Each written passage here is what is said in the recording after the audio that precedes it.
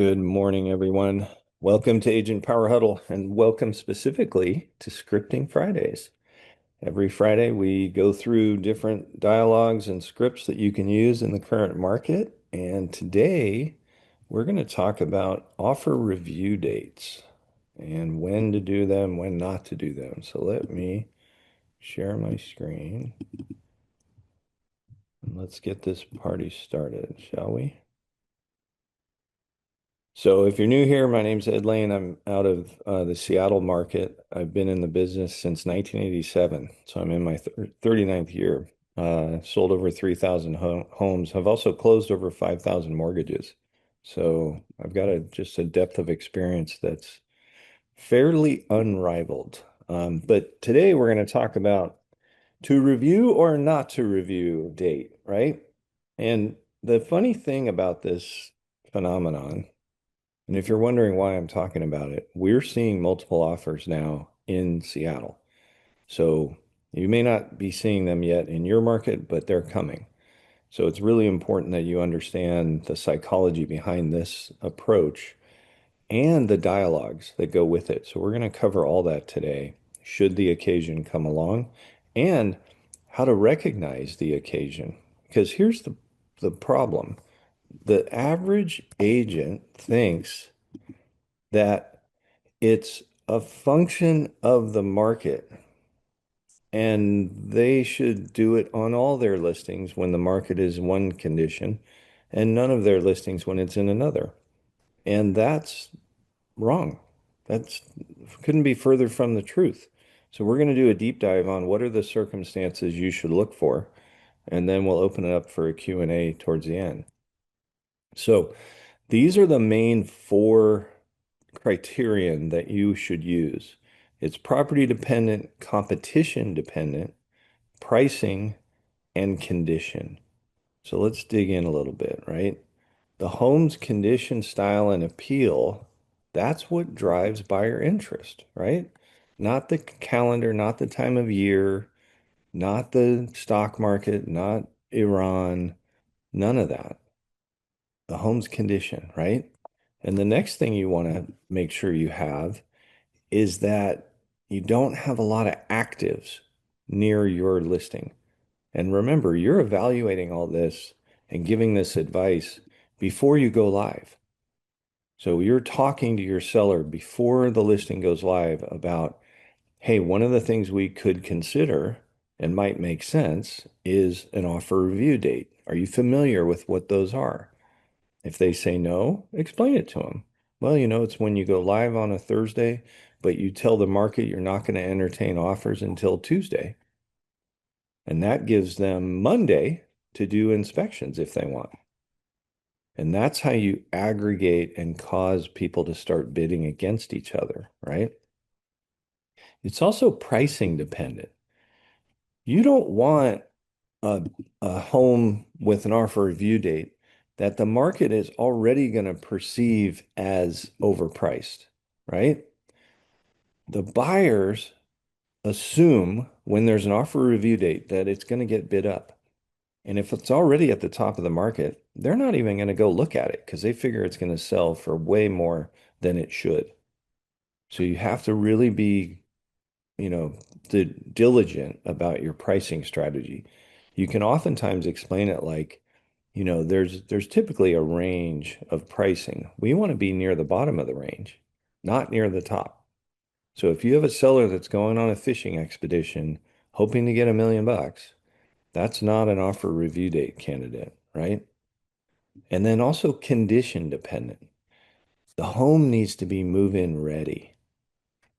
You're not going to get a bidding war on a dilapidated house unless you price it extremely below market value. So we can come back to that if we want. But in general, you want move-in ready homes where the buyer can anticipate being in that house before the holidays or before the summer, right? Anybody can put a date in the MLS. The strategy is knowing when it actually gives you leverage. And that's what we're talking about today. So when does it make sense? It's going to make sense when the house is clean, updated, and requires the buyer to see zero imagination to see value, right? Move in ready. That's it. Or dialed is another adjective I'll use. You want to have really good marketing, really comprehensive, thorough. You want this place to be everywhere. That means online and offline. That means social media. That means everything is of the highest quality. In our listing presentation, if you haven't seen it, watch my video of my listing presentation. It's on theagentcollective.com. You'll hear me say 100% of my listings get professional photography, period. That's not because I'm terrible at it. That's because that is more compelling and they can Photoshop. They can make the lawn green, the sky blue, all this stuff, right? Low competition, right? So search around your listing for actives. And then if there are actives, look at them. Determine, are they truly competition for my listing, or are they just, you know, appealing to a different buyer? And then again on price, you cannot be overpriced if you want to attract multiple buyers. You got to be near the bottom of the range. And when I say range, I don't mean 50 grand below market value.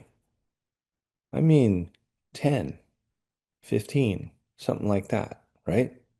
And I'll use the price bracketing argument to cause somebody to be near the bottom of the range. Does everybody remember what price bracketing means? I'll touch on it here, and if we want a deeper dive next week, we can do that. But basically, what I say to sellers, I said this yesterday. I was in a $5 million house yesterday that was expiring, and they were interviewing me.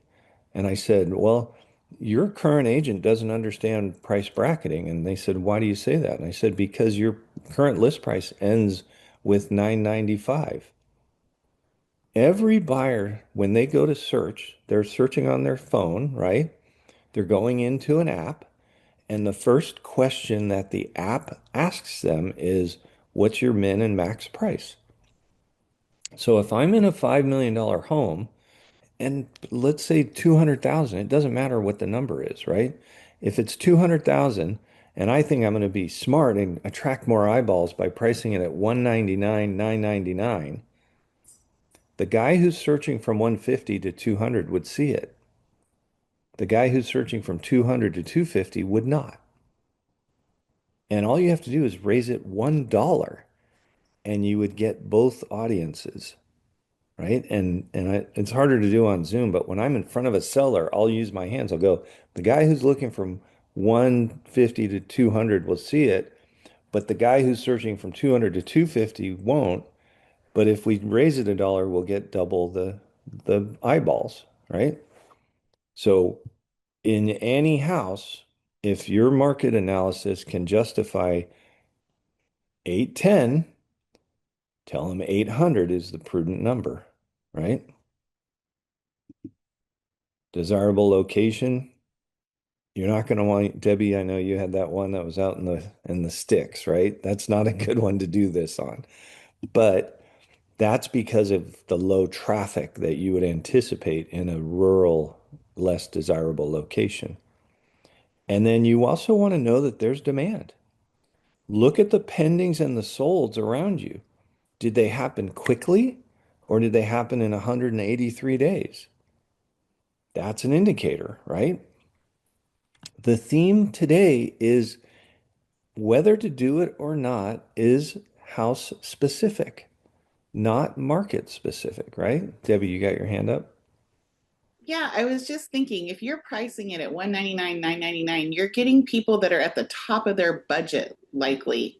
And you're not getting, and so they're going to want to come down a little bit from that price. But if you're doing it at 200, then you're getting people that might be looking 200 to 250, that's kind of at the lower part of their price point. They might price it up a little bit. So I think that even helps with what an offer price will be. I think if people are top of their market at that 200 mark, Right. anyone looking at up to 199 is going to probably price it a little bit lower because that's their max budget. Does that make sense? Am I articulating that right? Totally. Yeah. There's Yeah. one little nuance I would add to it because I'm a mortgage guy as well, and I'll tell buyers where's your comfort level on your payment versus what you qualify for. So Right. they you may have a certain sector of that audience that stopped at 200 but could go to 210 or 20 and might in a competitive environment be willing to do that. Another buyer dialogue that you guys should all keep in your hip pocket is when you have a client, and I know we're using 200 just as an example, but wherever that number is, when you've got somebody competing in a competitive environment and they say, I'm willing to go to 200, but that's my max, you can say this dialogue. That's great. Got it. 200. I've written that down. Let me ask you a question. 200 is probably a threshold where a lot of people are going to stop. Would you be willing to write at 207 or something like that, just so that we beat all those people? And if somebody blows through 200 to 250 or whatever, we're not going to win, but at 207 we could. And about 90% of the time that my clients will say, "Yeah, that's really smart. Let's do that. Throw an extra 7 grand on there." So keep that in your back of your mind. All right. We move on. When should you not, right? Doing it in the wrong environment, it doesn't just fail, it signals inexperience to the market and to your seller, right? And don't worry, I recognize they don't always work, but we're going to cover dialogues that you should use before you even go live to inoculate your client to we're doing everything we can to make this thing blow up, but if it doesn't work, that doesn't affect us. Our marketing system is designed to run for 6 months, and we're just going to quietly keep marketing it. And that helps them avoid the catastrophic disappointment, right? But when should you not consider it? If any of these conditions are present, a review date will likely backfire and erode your positioning. Heavy competing inventory, lots of actives, new actives, right? Many similar actives give buyers options, and urgency evaporates when buyers have choices, right? They'll choose the one that doesn't have a review date rather than have to be in a competition. If the home needs work, deferred maintenance, the last thing a buyer wants to do is have to bid above the asking price and then throw more money at the house once they get it to move in, right? So you really want that turnkey or move-in ready aspect we were talking about.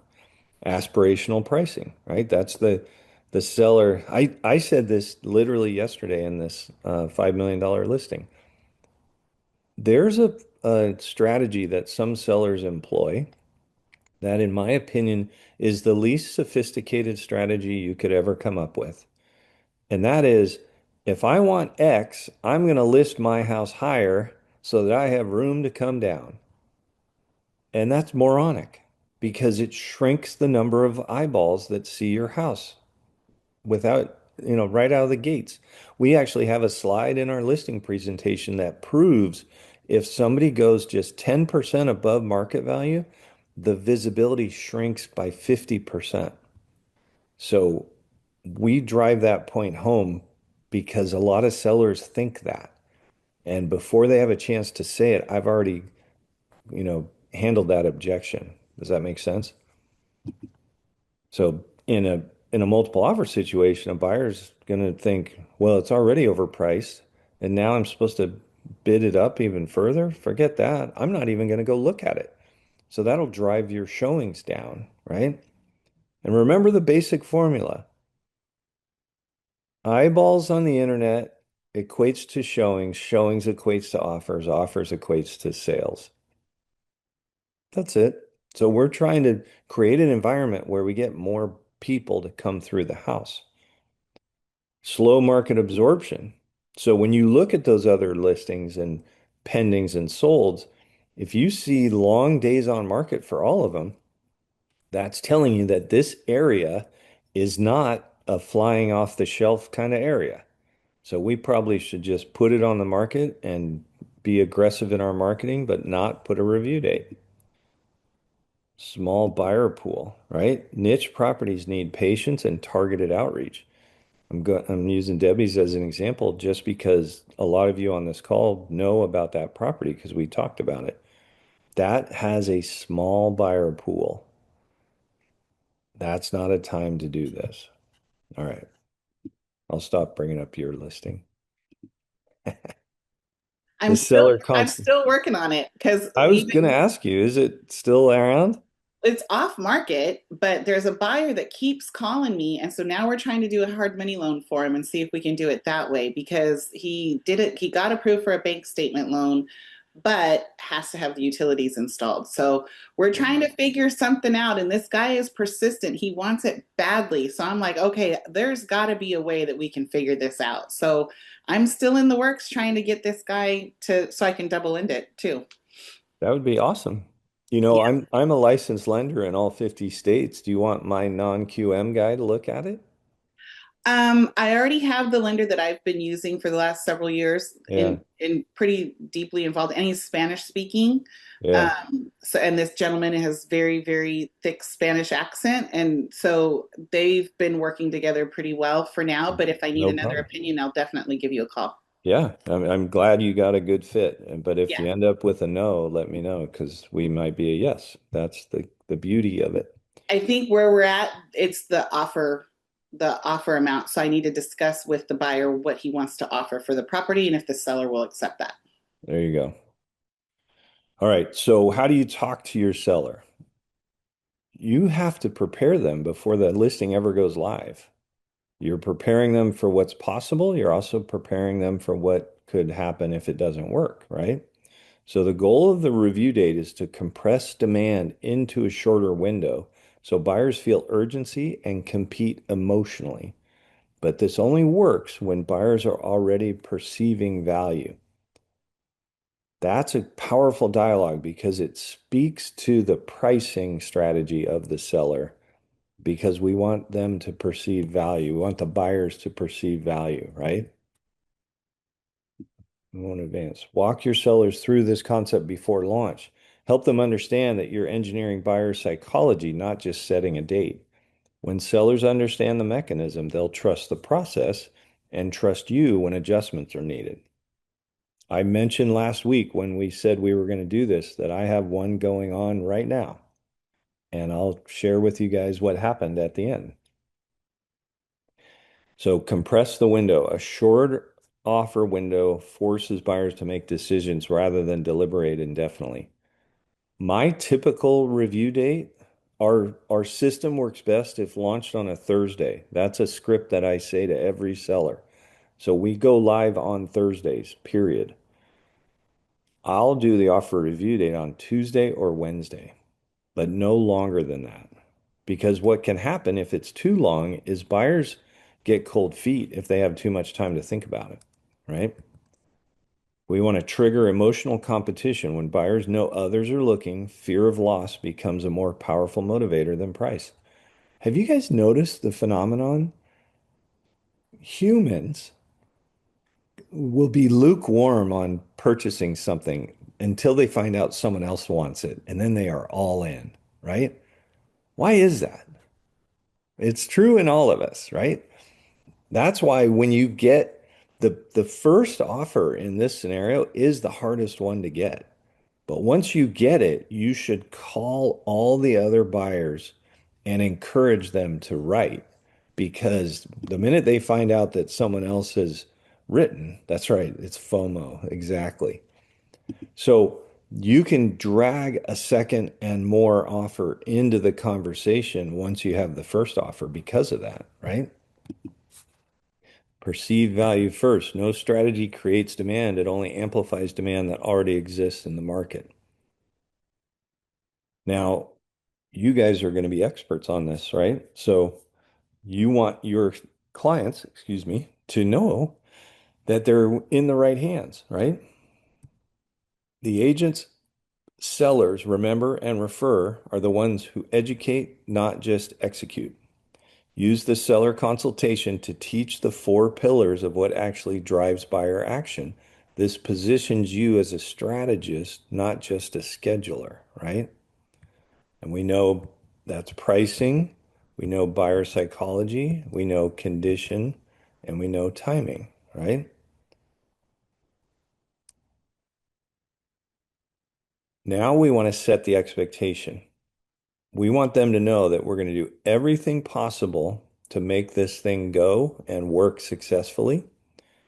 But if it doesn't, that's not the end of the world. Have you ever noticed your clients will mirror your emotion? So if you get bad news and you go off and you start cursing and doing all that, they're going to do that right along with you. That's not healthy.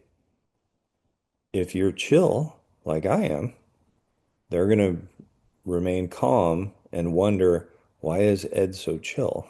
Isn't this bad news? And then I can give them a solution, right?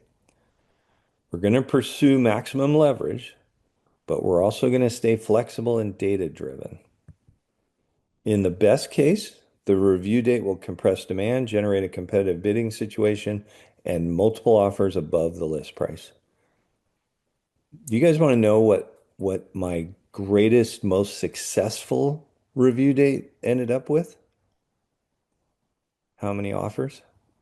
99. Yeah. Uh, your your faces say it all. 99 offers. So what's your job when you have 99 offers? Well, it's to sift and sort, right? So we use a multiple offer spreadsheet that highlights the terms, and then within each column, so like there's a column for earnest money, there's a column for down payment percentage, a column for loan amount, loan type, contingencies, whatever. We highlight in yellow who's got the strongest of that term out of all 99. And there could be a couple ties, right? Like the biggest earnest money might be 50 grand, and there might be two of those. So I'll highlight them both. The close date, I'll highlight the fastest. The down payment, I'll highlight the biggest, right? So then what I did with 99 is I had five or six that were definitely the front runners.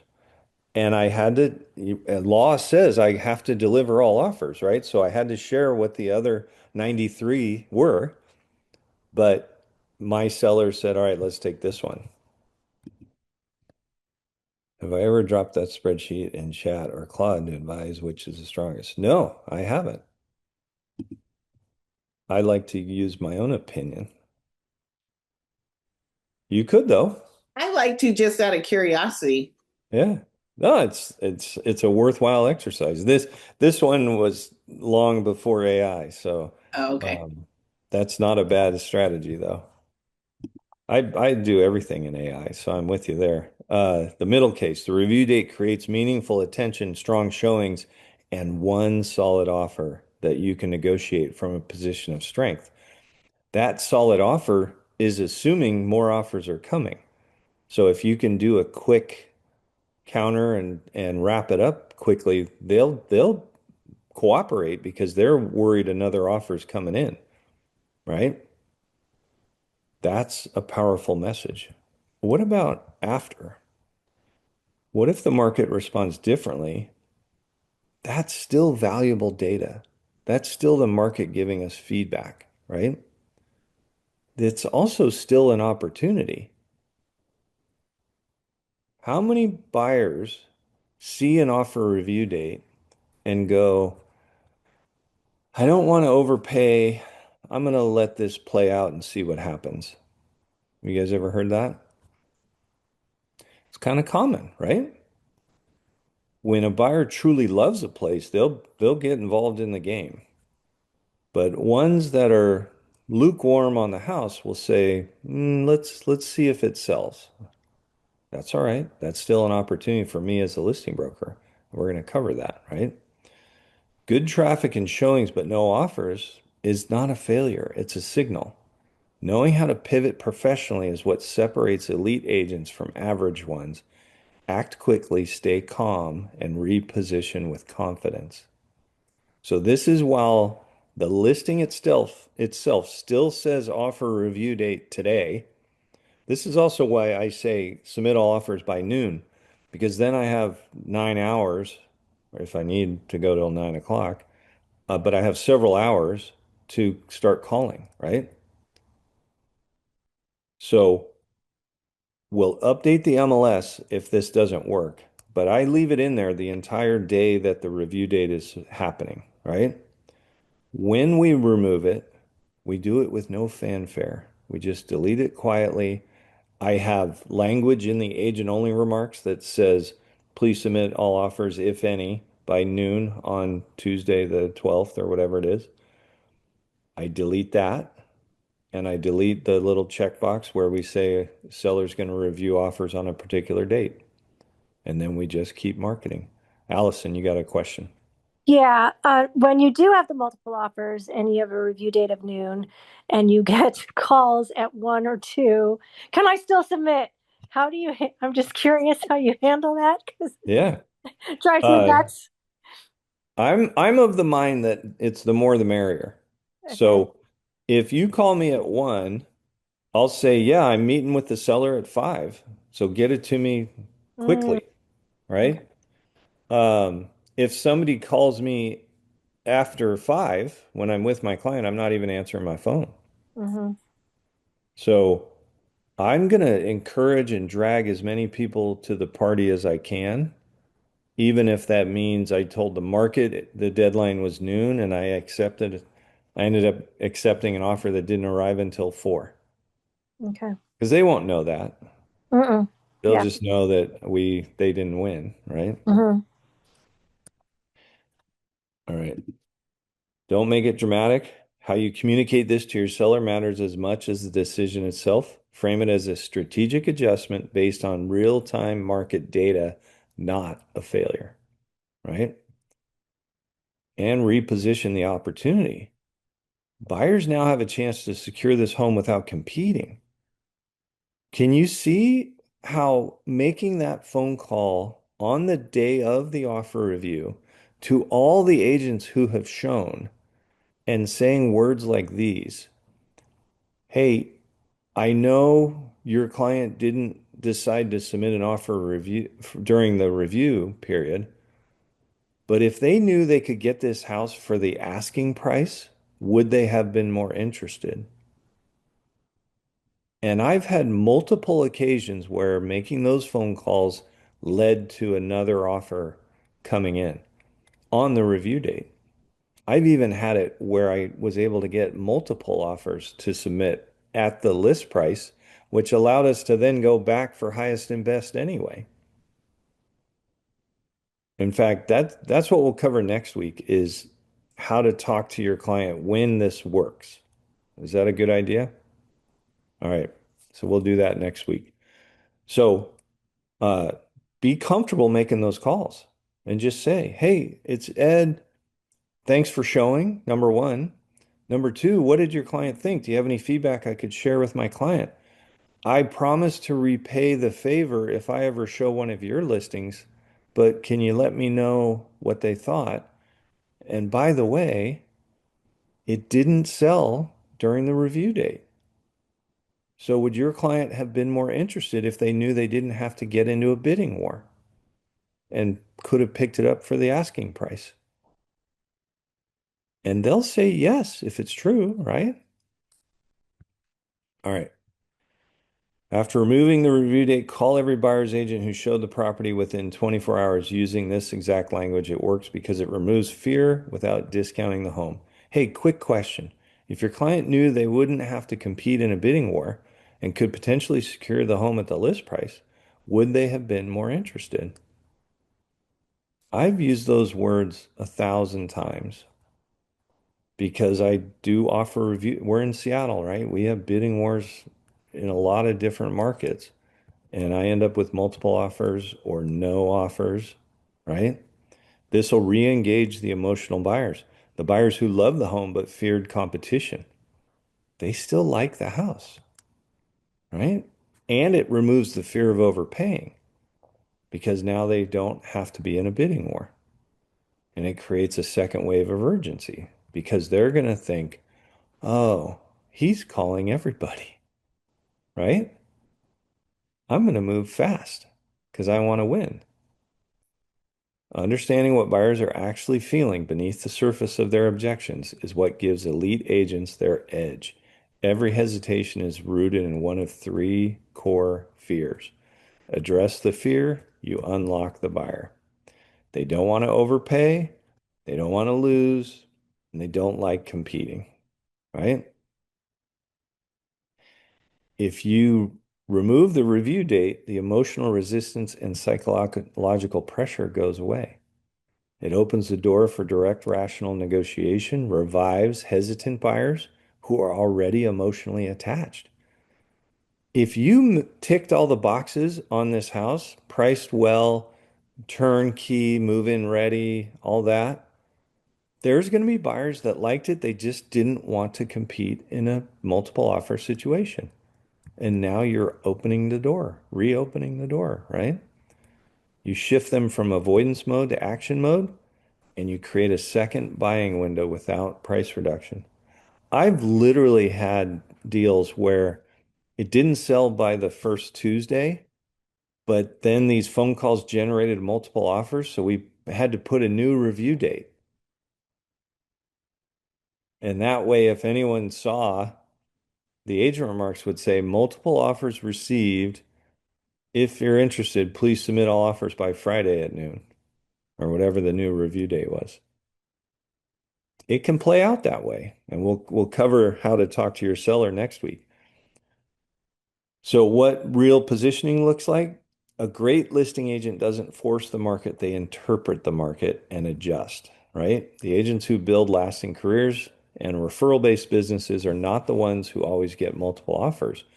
They are the ones that read the signals correctly, adapt without ego, and guide sellers to the best possible outcome, regardless of what the market delivers.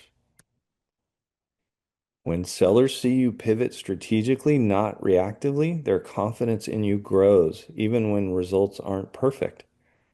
The one I'm doing right now, we didn't get any offers on Tuesday. So I updated my client. I said, we didn't get any offers. I'm not, I, I understand if you're disappointed, but it doesn't change our strategy because now I'm going to call all the people who have shown and let them know that there was no bidding war and that they could still buy it for the asking price. And she was so excited. She's like, go get them. And I'm like, all right. So I made all those calls, did not get anyone to write, gave her another update, told her that we're holding it open again and we have more showings already being scheduled because we took the review date out of the listing. Now people are showing. And she's encouraged and optimistic. She knows that we are leaving no stone unturned. And that's a dialogue I say a few times when I'm talking to sellers. We are going to leave no stone unturned. Could you see a scenario where it would make sense to write a reverse offer? Do you guys know what a reverse offer is? Right? So if somebody came, they really liked it, I talked to the agent, they shared that they really liked it, but they haven't written, we could write. That's right. Seller writes the offer. You guys are so smart. Most agents don't know what the hell that means. Uh, Market confidence, demonstrated command of real-time data and buyer psychology signals mastery that generic agents can't replicate. Right? This is some advanced stuff. I'd use a swear word because it is justified, but this is being recorded. Professional credibility. Your reputation is built listing by listing. Handling complexity gracefully is what generates lifelong referrals. The final takeaway. The review date is a tool and a powerful one when used correctly, but it's never the strategy itself. The agent who consistently win for their sellers are the ones who stay attached to the outcomes, not the tactics. The best agents don't get emotionally attached to tactics. They get attached to outcomes. So price it correctly, not to anchor. The market will always tell you the truth, right? That axiom that we've talked about before, 20 showings or 30 days without an offer is the market giving us feedback. So we can get feedback from agents, but not all agents are really diligent about providing it, right? So we can also interpret data and facts as we progress. We want to have the correct preparation. Condition and presentation are within the seller's control. Maximize them before launch. I have 2 listings right now that are being prepared for June. And that's, in one case, almost 200,000 worth of preparation. But that's what the seller wanted my advice for. He said, I don't want to do a gut job remodel, but I want to do anything and everything that will help me sell it for more money. And I used the 40% ROI dialogue. You guys remember that one? So every dollar we spend, as long as it generates 40%, it was smart to do. And we ended up at about 200,000. Correct positioning, marketing, timing, and strategy must align with the buyer's behavior, not the seller preference. The sellers like to think they're driving the bus, but in the end, the buyers are the ones driving the bus, right? Correct adaptation. Read the market's response and pivot without hesitation. Speed of adjustment is a competitive advantage. Has anyone ever listed something and just got it wrong and had to go in quickly to fix it? That's the right thing to do. As disappointing as you are just in yourself, you don't want to communicate that to the seller. You want to explain, hey, we overvalued this one comp and shouldn't have, because it's closer to this school district or whatever. We need to make an adjustment. We need to make it fast, right? The review date is not the strategy. The correct pricing, preparation, positioning, and adaptation, that's the strategy. Everything else is execution. Ta-da. And if you ever want a nugget, go to whatwouldEdSay.com. All right. Let's open it up to questions. And how are we doing on time? Oh, I only went 7 minutes over. Yes. Doing better. Yeah, I'm trying to pare it down. Was this helpful? Okay, good. So next week we've got multiple offers. Now what, right? So I'll probably recap that the first offer is the hardest, but we'll take it from there. Does anybody have a scenario that they would like to run by me unrelated to this? No? Well, we can wrap things up then. Should I let you guys get back to your day? Are we meeting at 9 for success hours? We are. Okay, cool. Yeah. So I'll see you in 22 minutes. All right, everybody. Have a great day and a nice weekend. Happy Friday. If you'd like more information or to get connected to the Agent Power Huddle, join our free Facebook group. This call was designed for the agents in our EXP organization, but open to any agent from any brokerage. If you're a guest and you're interested in learning more about EXP or our specific resources within the Agent Collective, reach out to the person who invited you to this call to get more info. Produced by the Agent Collective Media Network.